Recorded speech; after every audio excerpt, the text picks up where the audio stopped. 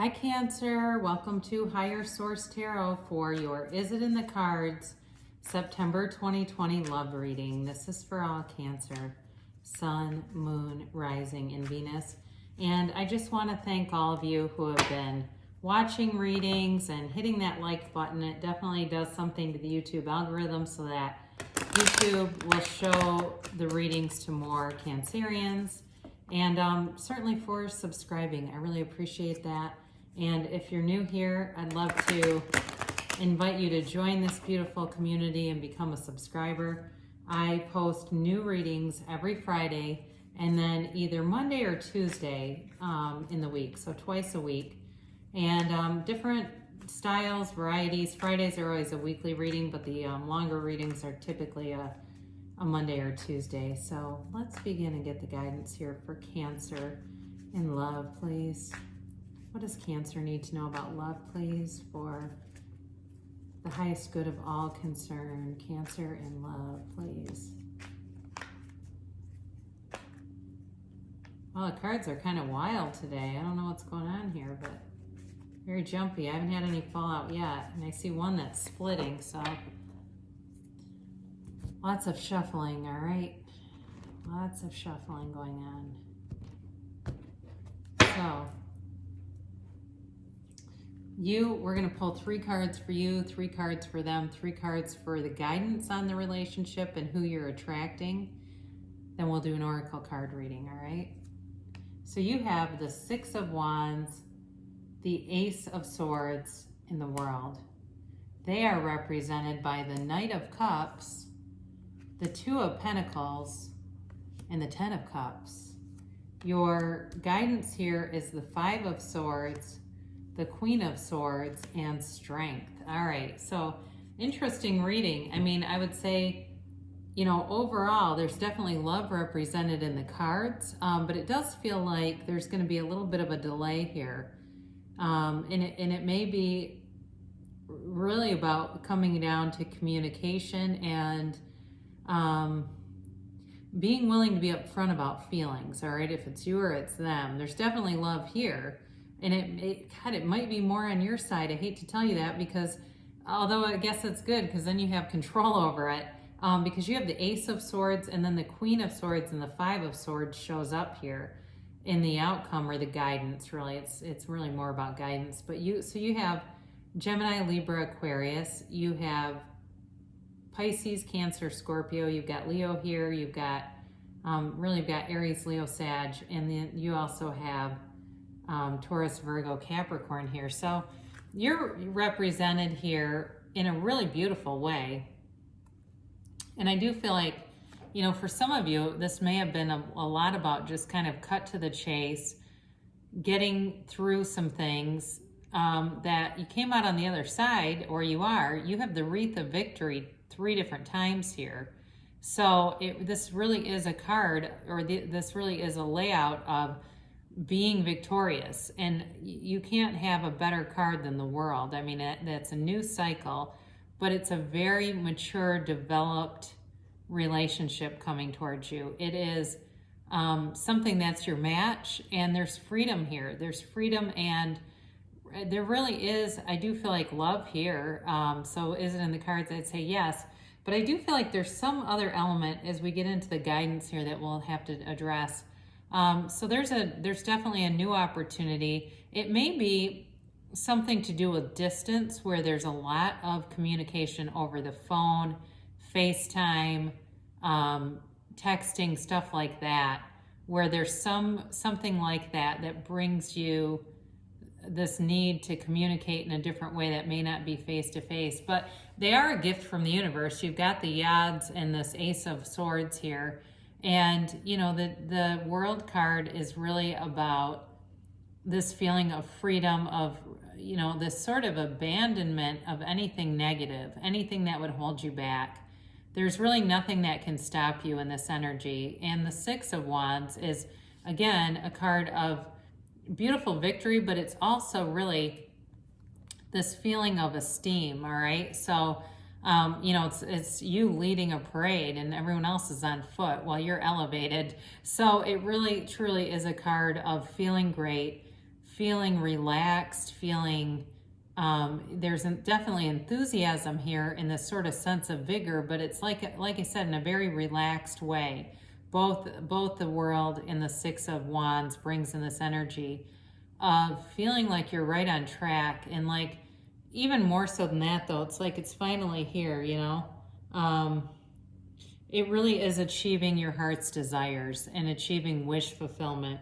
And I would say too, in a more powerful way even than the Nine of Cups would bring in, because this is in a way that is complete fulfillment. It's also too though, for those of you that have been, you know, understanding and cultivating manifestation and learning how to manifest your heart's desires, this truly is especially the World is a card of being open to the universe and being open to receive gifts. Sorry, I stammered. There was a notification on my phone that kind of threw me off. I didn't actually read it, but it threw off my attention. I apologize. And again, it's a new cycle coming in. So you have great energy. You are ready for a relationship. You're bringing in this beautiful person here. So this is who you are attracting. And they're 10 of Cups, Knight of Cups, and the Two of Pentacles. Now, the Knight of Cups is an offer, yes, but it's also a very daydreamy kind of visualization type of energy. So this person, Lord knows, they may have vision boards, and they might be kind of secretive about it though, like vision boards on the sly where they've got it as an app on their phone or something, where they you know, it's still kind of a little bit woo-woo, I think, in some circles. And it's possible too, and that's too where I get this Two of Pentacles. You know, it's infinite abundance, but they're kind of in this balancing act, and I do kind of wonder if they are in the know, but they kind of pretend like they're not, just because of whatever circles they travel in. And honestly, you know, some people bring in negative comments, and that's not good for staying in sync with the universe. But, you know, they've got that 10 of Cups, and that's their wish fulfillment. They have it too, and this is also a new cycle for them. So I very much like to see the 10 of Cups in the same position where you have the World. I think that's fabulous. And I feel like it's also a commentary on how compatible you are. It's like your cards align with one another very well. And so whereas, you know, you've got the Six of Wands, like you're up on a pedestal and getting a lot of attention and respect and people being attracted to you, they've got this Knight of Cups who's sort of this daydreamer and dreams about the Six of Wands. That's definitely what I get. But this, you know, the 10 of Cups here is, it's appreciation, yes, but it is like, you know, wish fulfillment and a dream come true after a storm. All right. So if this person has had some challenges, they're healed, they're also ready. And I think where it really comes down to is, you know, in terms of the guidance here, you've got this Five of Swords and the Queen of Swords, and they do have a harshness. I'm glad that Strength is paired with them just to kind of soften the undercurrent of that. There's a couple things with this. You know, the Five of Swords is, I feel like, you know, really it encapsulates the two of you being ready for a relationship here. It's like walking away from any drama, any conflict, and leaving that behind. I do feel like, even though I would have probably picked a different card to say that, that's what I feel like why it's here, that it is really showing that you have no interest in a Bickerson's type relationship. There's nobody here that's going to participate in that. There's definitely a softness to both of your cards. Again, you do have the Ace of Swords there, which is clarity of thought and its communication. And it shows up again with the Queen of Swords.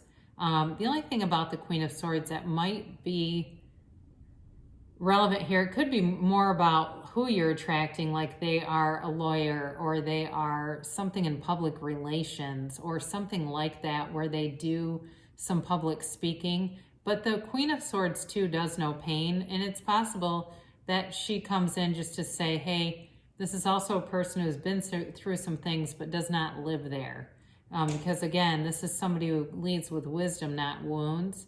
And with the Strength card, if there's any challenges that would, potentially, and it would be minor, but if there was something, like I said, with the Ace of Swords being like a distance issue or a scheduling issue where you're using communication devices to stay in touch, the Strength card is here to tell you that that will be something you can overcome. Strength card is infinite possibilities or abundance as well. So you have that a couple of times here. You've got it in the World, you've got it in, of course, the Two of Pentacles has the infinity sign, and you have it again here too. But with the Strength card, she's cloaked in love, she's cloaked in new growth, and any card that has a lot of yellow in the background too is a gift from the universe. So I do feel like the things that you've been through, both of you on both sides, are going to bring in a lot of compassion, understanding, and really good communication. I do see that as a real strength here. So is it in the cards? Yes, but I also think the strength of the relationship is this communication piece. Even if it's from a distance for some reason, I still feel like it's a big part of the relationship that is very positive. So we'll see what the angels have to say here. And again, you can ask a timeline, a yes or a no.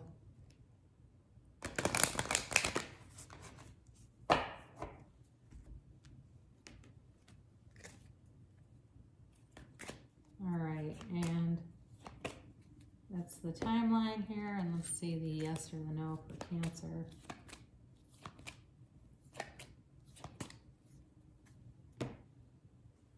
You have here trust. All right, so they're just telling you to really trust that the universe is on your side and bringing in gifts for you, and that the best is really yet to come, okay? So especially if you've been kind of stagnant, you've definitely got momentum coming in here, and really a nice energy coming towards you, very compatible energy.